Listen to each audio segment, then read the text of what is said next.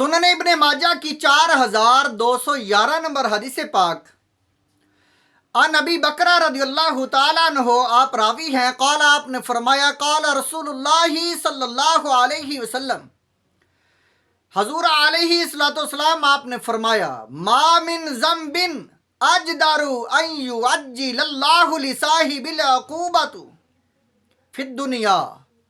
گناہوں میں وہ سب سے بڑا گناہ جس کی سزا آخرت کے ساتھ ساتھ دنیا میں بھی بہت جلد ملتی ہے، بڑی جلدی اس کی سزا دنیا میں بھی ملتی ہے ان گناہوں کی۔ وہ کون سے گناہ ہیں؟ ما یدخر لہ فی الآخرۃ، آخرت میں بھی سزا ملتی ہے لیکن اس کے ساتھ دنیا میں بھی اس کی سزا ملتی ہے۔ وہ گناہ کون سے ہیں؟ اس کے بارے میں حضور علیہ الصلوۃ والسلام آپ نے فرمایا من البغی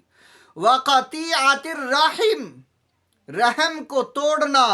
رشتہ داری کو توڑنا، قطع تلقی کرنا، یہ اتنا بڑا گناہ ہے کہ اس کی سزا دنیا میں بہت جلد ملتی ہے، اور جو ہے سب سے زیادہ جو سزا ملتی ہے دنیا میں وہ یہ ہے کہ انسان بغاوت کر جائے، سرکش ہو جائے، سرکشی کی سزا اور قطع رحمی کی سزا، رشتہ داروں کے ساتھ قطع تلقی کرنا ناجائز، اس کی سزا اتنی بڑی ہے کہ آخرت میں جو ملنی ہے وہ تو ملنی ہے، دنیا میں بھی بہت جلد ان کی سزا ملتی ہے ان گناہوں کی۔ آگے جو حدیث پاک ہے 4212 نمبر حدیث پاک، اس میں حضرت عائشہ صدیقہ رضی اللہ تعالیٰ عنہا فرماتی ہیں قال رسول اللہ صلی اللہ علیہ وسلم، حضور علیہ الصلوۃ والسلام آپ نے فرمایا اسرع الخیر ثوابا، وہ نیکیاں جن کا ثواب بہت جلد ملتا ہے، فرمایا وہ کیا ہے؟ البر، نیکی، وصلۃ الرحم، اور صلہ رحمی، رشتہ دار عزیز و اقارب ان کے ساتھ محبت کا رویہ اور ان کی خدمت کرنا، ان کے ساتھ حسن سلوک کرنا، یہ ایسا عمل ہے، ایسی نیکی ہے، اس کا اجر دنیا میں بہت زیادہ ملتا ہے، دنیا میں بھی اور آخرت میں بھی، اور یہ ایسی نیکی ہے جس کے ساتھ انسان کی عمر بھی بڑھتی ہے، یہ بھی احادیث میں آیا ہے۔ اور آگے فرمایا وہ گناہ جن کے ذریعے انسان کی تباہی دنیا میں ہوتی ہے، جلد سزا ملتی ہے، فرمایا وَأَسْرَعُ الشَّرِّ عُقُوبَةً، اور بہت جلد جن کی سزا ملتی ہے جن گناہوں کی،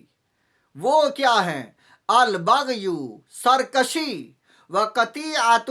رحم، اور رشتہ داری کے ساتھ قطع تلقی، رشتہ داروں کو نقصان پہنچانا اور قطع تلقی کرنا، اس کی سزا دنیا میں بہت زیادہ ملتی ہے۔ اور سرکشی کسے کہتے ہیں اس کے بارے میں آگے حدیث پاک 4213 نمبر حدیث پاک ہے، ان ابی ہریرہ رضی اللہ تعالیٰ عنہ آپ راوی ہیں، قال حضور علیہ الصلوۃ والسلام قال آپ نے فرمایا حسب امرئ من الشر ان یحقر اخاہ المسلم، سرکشی یہ ہے کہ انسان اپنے مسلمان بھائیوں کو، دوسروں کو ادنا، اپنے سے کم تر، حقیر سمجھے، وہ انسان شریر ہو جاتا ہے، سرکش ہو جاتا ہے جو دوسرے کو ادنا سمجھے اور خود کو اعلیٰ سمجھنے لگ جائے، وہ متکبر ہو جاتا ہے، اس کی سزا دنیا میں بہت جلد ملتی ہے۔ اللہ تعالی ہم سب کو ان گناہوں سے محفوظ فرمائے۔